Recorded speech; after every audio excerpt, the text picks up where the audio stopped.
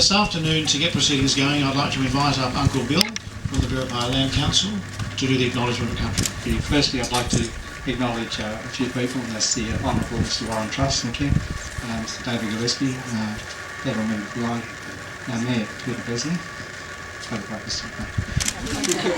councillors, ladies and gentlemen. Yamatagai, Kimba, Piripi Barai, that means welcome friends to Biripi country, and it is on behalf of the Biripi people that we stayed into this land. I would like to pay respect to the elders, both past and present, and extend that respect to each and everyone present here today. I have my feelings for this land as that of my ancestors, and hope you can understand the importance of what this land means to the Biripi people. Firstly, I ask you to look and protect the beauty of the sea, with its blueness green and the life that is in it, as it continues to provide a nutritional diet to our people. Then gaze upon the golden sands in the jagged headland and the life that is there. The abundance of shellfish is another treat for us all to enjoy. Put your hand to your brow and you will see a river or two, a river that is like our bones. They bring life to the land and all the many creatures that surround it. There within the borders of the Biripi nation is the green and the gold, the red and the black. That's in our beautiful hinterland.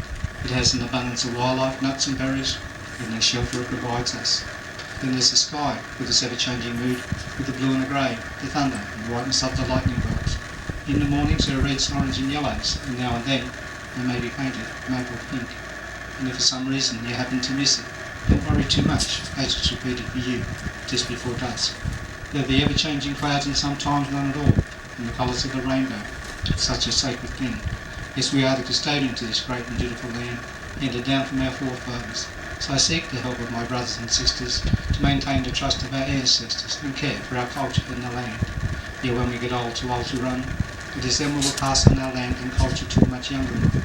So to the young, make us proud, grow strong and get the best education you can. Listen to the elders and their words of wisdom. It is because of their wisdom and their sacrifices you now have a choice. And we have your choice will always be a wise one, as this will ensure the future of the Biripi nation.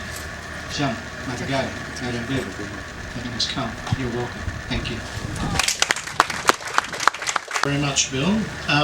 Clearly this is a special occasion for Port Macquarie-Hastings, the local government area, and the broader region of the Mid-North Coast. And obviously we have some special guests with us today. Obviously we have the Honourable Warren Truss MP, Deputy Prime Minister of Australia, Minister for Infrastructure and Regional Development, and Member for Wide Bay. We obviously have Port Macquarie-Hastings Mayor Peter Besley. We have a great representation of Port Macquarie-Hastings councillors, and we also have Dr David Gillespie, Member for Line, and obviously all of you invited guests. Without too much further ado, because it's rather warm under here in a suit, I'm going to hand over to Mayor Besley for a few words. Thank you. Thank you, Craig. It's either Uncle Bill or Craig, and I have to keep it.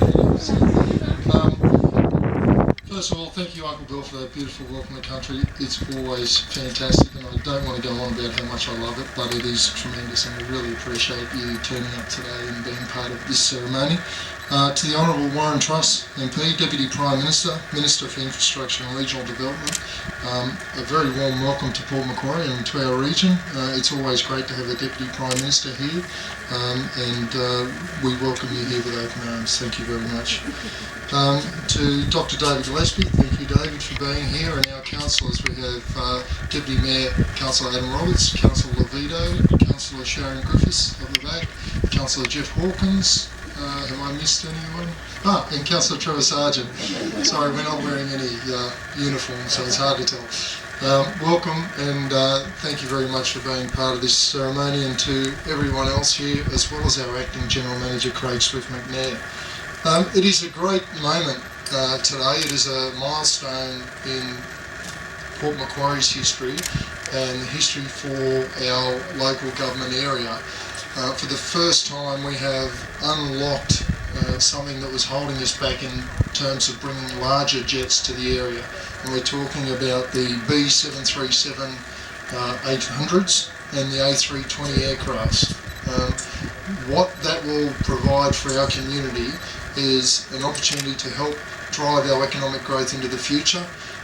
Obviously tourism is a very important aspect and driver of our economy, and only this morning I was down at Charles Sturt University where we were launching the stage one of a $41 million investment into education areas. With the two major economic drivers and exports, our service exports being education and tourism, we are very well placed to link both of those together and to take advantage of those as an economy, a local economy, and as a regional economy. So it is a very big day for us here today. The project began back in 2009-10 with the update of the airport master plan, and that followed a $12.2 million investment in 2007 and 8 into the runway itself and the airport upgrade. Since that time we have doubled passenger numbers, and only last week we saw an additional flight being added between Port Macquarie and Brisbane.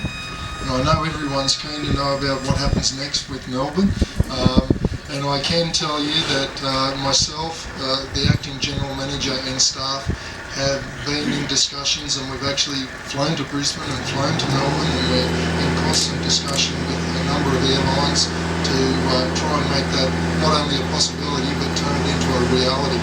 And I know from what I've read in the paper also with David Gillespie's also pushing that, and I know if we enlist the help of the Deputy Prime Minister, I'm sure he'll be involved as well as everyone in this room. So it's a great opportunity. It's part of a significant financial support from the federal government, and we appreciate that. $15 million through the Community Infrastructure Grants program, which is part of a regional program involving the three local airports, Taree, ourselves and Kenzie, and we acknowledge the federal government's input into that. Council would also like to acknowledge the efforts of the previous member for mine, Rob Oakeshott, without whose support this project wouldn't be possible, and the support of Regional Development Australia and Mid-North Coast, the local chambers of commerce and the Greater Port Macquarie Tourism Association for their help with the various funding applications. Council themselves, we've contributed $6 million to this project, and that doesn't come out of the general revenue, so everyone can relax. This is a separate business unit that's run as a business unit, and it doesn't just stop there. We're not expanding the airport only. We are also working on the lights down at Boundary Street, which will make it a lot easier for people to get in and out of the airport. We've added some extra car parking here for the rental cars and people coming into the area, and there are broader plans for the expansion of the airport more to the south, so that it can be the true economic driver that we want it to be. We're also keen to promote a lot more services here, not only to Sydney, but as I said, to Brisbane, and who knows where we might end up in the future. Certainly if the federal government at some stage looks at flying region to region with New Zealand, we would be putting our hands up to be part of that, and I think we will be well placed for that. I welcome everybody here. I don't want to talk for too long because it is hot. I welcome everybody here. This is a big deal for us. We were going to have a ribbon along the runway. A couple of problems with that. It would have had to be a couple of kilometres long, and we probably shouldn't be on the runway when we've got airplanes out there. So I now would like to invite the Deputy Prime Minister, Mr. Ryan, the Honourable Warren Truss, to the octagon.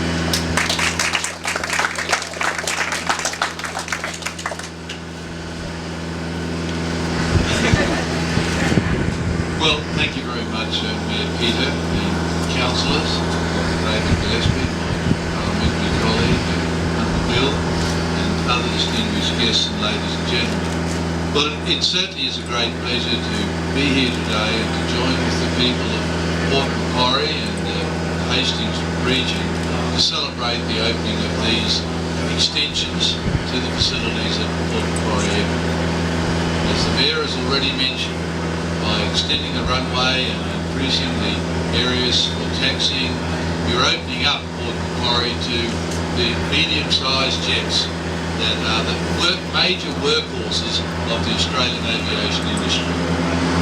Clearly, when you have larger aircraft coming, they potentially can bring more people, more tourists, more businessmen, more investors, and also provide the opportunities for local people to travel in more comfort to their destination, wherever it might be around the country. So to have a 737 standard airport to service the region means that well and truly Port Macquarie is open for business. As a government, we're very determined to ensure that our country is seen to be open to business. With those who want to invest in Australia, those who are prepared to back our country, that we will be welcoming to them, and instead of finding barriers to put in the way of what they might want to do, look for how we can assist that sort of investment and to help build a much stronger country for ourselves and for future generations. As the Mayor has said, by having a bigger and longer runway, you open up the potential for there to be flights to other parts of the country, or for that matter, other parts of the world. There's actually never been a better time to be flying around in Australia than now. The competition between Qantas and Virgin is intense. It's meant that there's very competitive fares and much more packed schedules than there's been in the past. Unfortunately, it's costing both airlines a lot of money, and you've no doubt been reading in the paper about concerns by both Virgin and Qantas, and for that matter their broader portfolio of airlines running at a loss. Now, obviously that's not sustainable in the long term.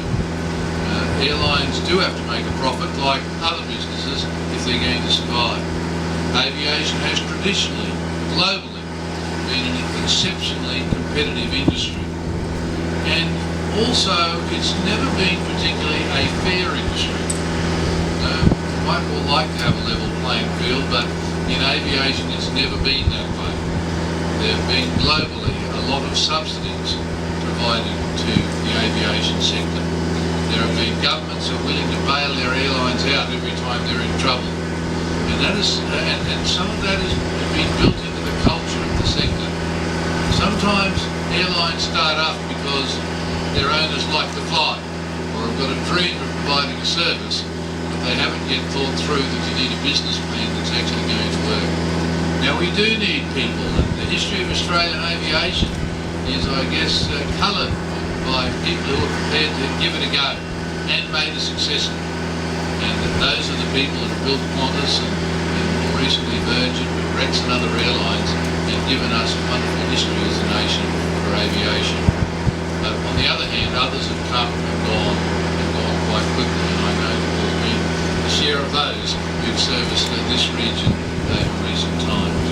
So what we need to do as a government and as a community is to provide the kind of environment where the aviation sector can flourish, give them the support they need to have to plan for the future, the facilities they need to be able to run efficient airlines, and then of course hopefully encourage our communities to use the services that are provided. Because the only way you can guarantee getting regular services to the places you want to go is for people to actually sit in the seats and pay the money to make the airlines profit. This is a significant step forward, and I congratulate the Council on its initiative in trying to make Port Macquarie a more substantial airport able to offer a wide range of facilities. I acknowledge that the funding for this project came from our predecessors in government, and that helped obviously to bring the project to fruition. Now I guess our job, and I guess the Council's job, is to start paying the money off, because we all had to borrow it, and we now need people to use it, so that there will be funding available to ensure that this facility can be profitable and move to the next stage of development. So thank you very much for all those who participated in this project. The commuters of Port Macquarie District who would have had to put up with a bit of inconvenience during the construction phase. I know one time when I was landing here we had great difficulties with getting the aeroplanes around the apron because the construction was underway, but you can never ever end up with a great project without there being a lot of work and perhaps some inconvenience along the way. So I wish all of those who use this facility safe flying. I wish the airport the success that it wants to achieve as a result of this significant infrastructure investment, and look forward to seeing continuing progress of air services and facilities